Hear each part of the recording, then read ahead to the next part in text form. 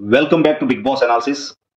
So Tanuja గారు యొక్క మంచితనం కానీ అనుకోండి, సంస్కారం అనుకోండి. సో మళ్ళీ ఇంకోసారి ప్రూవ్ చేసుకున్నారు మన భరణి గారు. సో దివ్య ఆ క్యాప్టెన్సీషిప్ లో పోటీ చేసే క్రమంలో ఆ, తనని రిమూవ్ చేయటంలో దివ్య గారు ఆ, భరణి గారి వైపే కాసేపు చూసిన తర్వాత నన్ను రిమూవ్ చేసిందని తనూజ గారి యొక్క అభియోగం. సో అనుకున్నట్లే ఆ, ఆయన బాడీ లాంగ్వేజ్ కూడా ఫస్ట్ అలా ఎందుకు చేసావు, ఇలా ఎందుకు చేసావు అని అంటున్నాడు కానీ సో మళ్ళీ డైనింగ్ టేబుల్ దగ్గర వాడి దగ్గర దివ్య గారితో మామూలుగానే ఉన్నాడు. సో తనుజ గారికి మాత్రం డెఫినెట్ గా భరణి గారికి యొక్క అస్తం కూడా ఉంది దీనిలో. మన దివ్య గారు తనని రిమూవ్ చేయటంలో అని తనుజ గారికి తెలుసు. సో ఇదే విషయం బయట మన భరణి గారితో మాట్లాడుతున్నప్పుడు సో భరణి గారు ఏమన్నారు, she's not supporting me, she's supporting Emmanuel. So అందుకనే నిన్ను రిమూవ్ చేసింది అన్నప్పుడు నన్ను రిమూవ్ చేసే ముందు మీ వైపే తదేకంగా చూడటం నేను గమనించాను.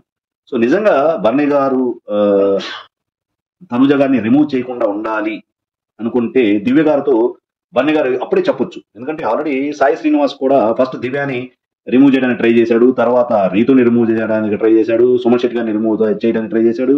సో ఫైనల్ గా అక్కడ జరిగిన ఆర్గ్యుమెంట్ లో కానీ డిస్కషన్ లో కానీ ఫైనల్ గా మళ్ళీ దివ్యానే రిమూవ్ చేశాడు. సో అలాంటప్పుడు భరణి గారు అక్కడ ఒక స్టాండ్ తీసుకోవాల్సింది.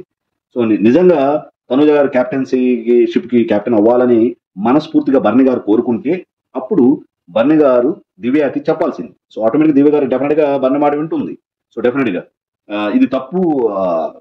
కరెక్ట్ గా చూడు, అక్కడ పక్కన రీతు గారు ఉన్నారు. ఫర్ ఎగ్జాంపుల్ ఇమాన్యుయల్ గారు తన బెస్ట్ ఫ్రెండ్. సో ఇమాన్యుయల్ గారిని రిమూవ్ చేయమని చెప్పలేడు భరణి గారు. సో కాబట్టి ఆటోమేటిక్ గా అక్కడ రీతు గారు ఉన్నారు. సో రీతు గారికి భరణి గారికి పడదు ఫస్ట్ నుంచి.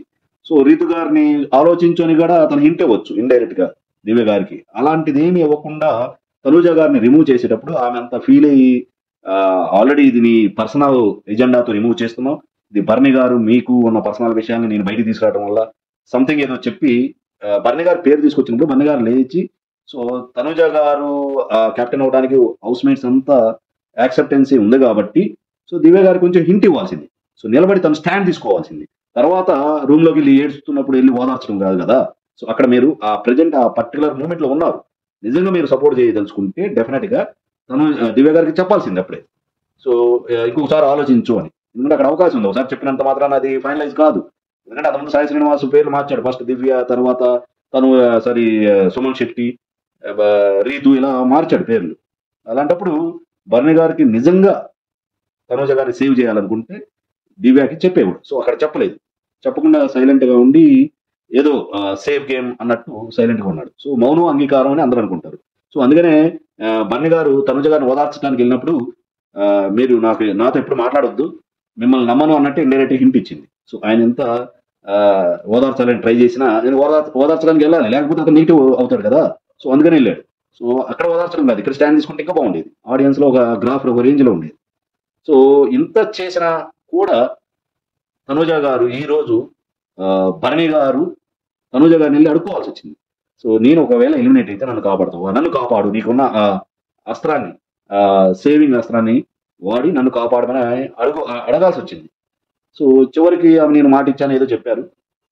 ఎండ్ ఆఫ్ ది డే ఏం చేశారు, సాయి శ్రీనివాస్ ఎలిమినేటెడ్ అనగానే ఆటోమేటిక్గా భరణి మన తనుజ గారిని నాగార్జున గారు అడిగారు, నీకున్న అస్త్రాన్ని వాడి సాయి శ్రీనివాస్ని కాపాడుతావా అని అంటే సో భరణి గారికి ఒక రేంజ్ లో చెప్పకనే చెప్పి ఒక లెసన్ టైప్ లో నేను నిన్ను కాపాడుతున్నాను, నా వల్ల నువ్వు సేవ్ అవుతున్నావు అని ఇండైరెక్ట్ గా అతనికి హింట్ ఇవ్వడానికి ఏమందో తెలుసా, నేను ఒకవేళ సాయి శ్రీనివాస్ ని కాపాడితే ఈ అస్త్రాన్ని వాడి సో భరణి గారు ఎలిమినేట్ అవుతారా అంటే ఎస్ అని నాగార్జున గారు అంటే సో అలా అయితే వద్దు, ఆడియన్స్ ఓటింగ్ ప్రకారం వెళ్దాం, సో నేను ఈ అస్త్రాన్ని వాడటం లేదు అనగానే సో అక్కడ మనం గమనిస్తే భరణి గారు ఏ డిసిషన్ తీసుకుంటుందో అని సో సీరియస్ గా తనుజ గారి వైపు అలాగే చూస్తున్నాడు.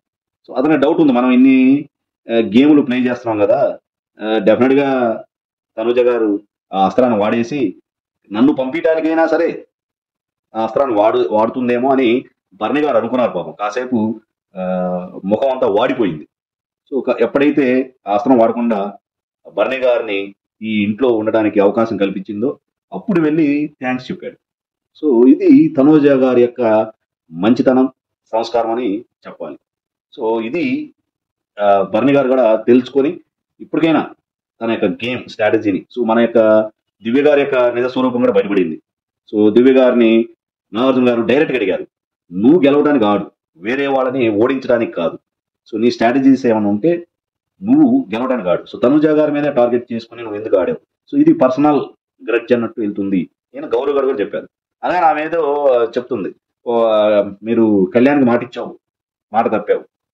సో ఆటోమేటిక్గా ఏంటంటే ఆడియన్స్ కి నీ మీద క్రెడిబిలిటీ, అంటే నిన్ను ఎవరు ట్రస్ట్ చేయరు, ఈమె హౌస్ మేట్స్ కూడా ఎవరు నిన్ను నమ్మరు అని ఇండైరెక్ట్ చెప్తే దివ్య గారు ఏదో డిఫెండ్ చేసుకోవాలని, నేను ఫస్ట్ కళ్యాణ్కి మాట ఇచ్చింది కరెక్టే, కానీ తర్వాత ఇమాన్యుయల్ గారు కనిపించారు, ఇమాన్యుయల్ గారిని సేవ్ చేయాలంటే తనుజ గారిని రిమూవ్ చేయాలని అప్పటికప్పుడు అనుకున్నాను అని ఒక అబద్ధం ఆడారు.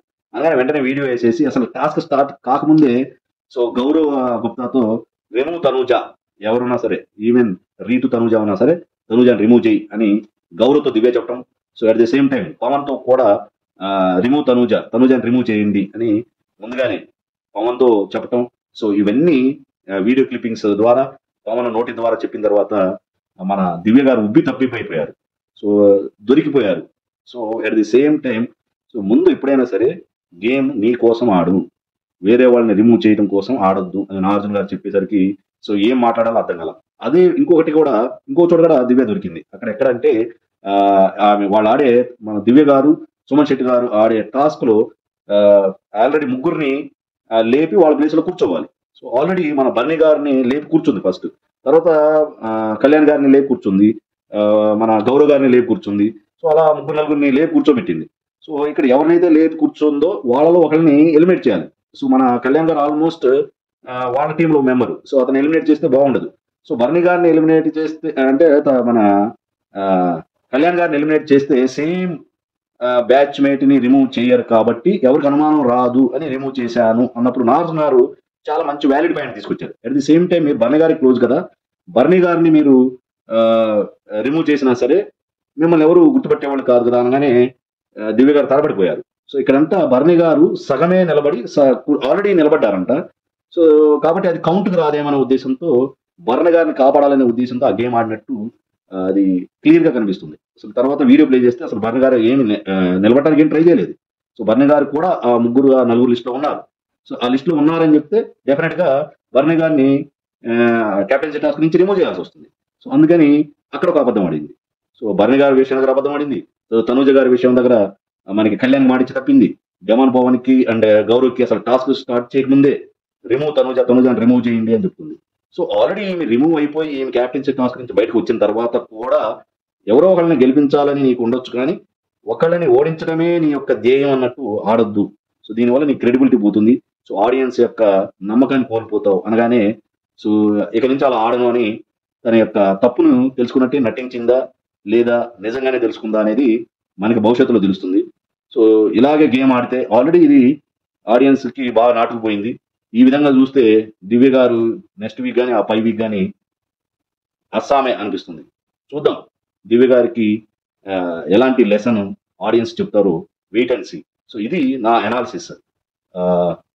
మీకు నచ్చితే లైక్ చేయండి, షేర్ చేయండి, నా ఛానల్ బలారెడ్డి ఎంకాని సబ్స్క్రైబ్ చేయండి.